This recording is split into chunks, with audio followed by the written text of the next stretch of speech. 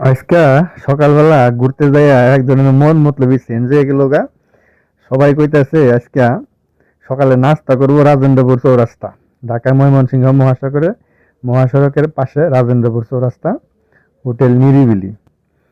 তো সবাই নিয়ত করছে আজকে ওইখানে যাইবো, খাইবো আজকে ইচ্ছা মতো। এক একজনের এক এক ধরনের পথ খাওয়ানোর নিয়ত।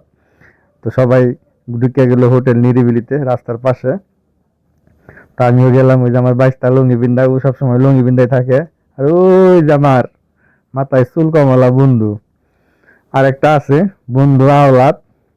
ওর আবার বিরাট সমস্যা, বিরাট ধরনের অপারেশন হয়ে গেল কয়দিন আগে। কিছুদিন আগে ইন্ডিয়া থেকে চিকিৎসা নিয়ে আইছে। ও গেল ওয়াশরুমে, আর ওরা ওই যে না হাত মুখ ধুইতেছে। এরা আয়া বইলো, কিন্তু আমার ভিডিও করার মতো কেউ নাই। পরে নিয়ত করলাম যে আমার ভিডিও আমি নিজেই করুম, ওরা কেউ করবো না।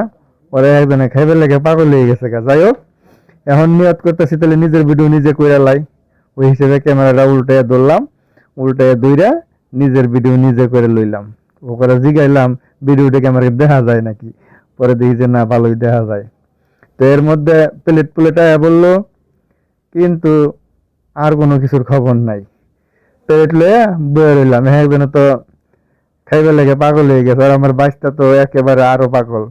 তো যাই হোক, এরপরে দেখলাম যে ওয়ালের মধ্যে ওই যে চায়ের কাপ টাপ আঁকানি আছে। তো ওই চায়ের কাপ টাপ আঁকানি ওগুলা একটু ভিডিও করে নিলাম।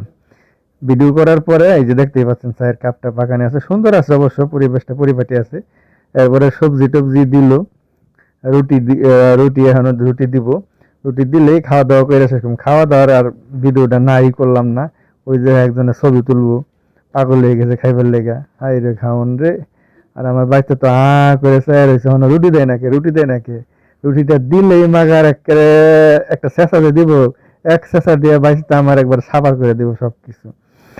যাই হোক, এর মধ্যে রুটি বসে আমরা খাওয়া দাওয়া শুরু করে দিলাম। ধন্যবাদ সবাইকে।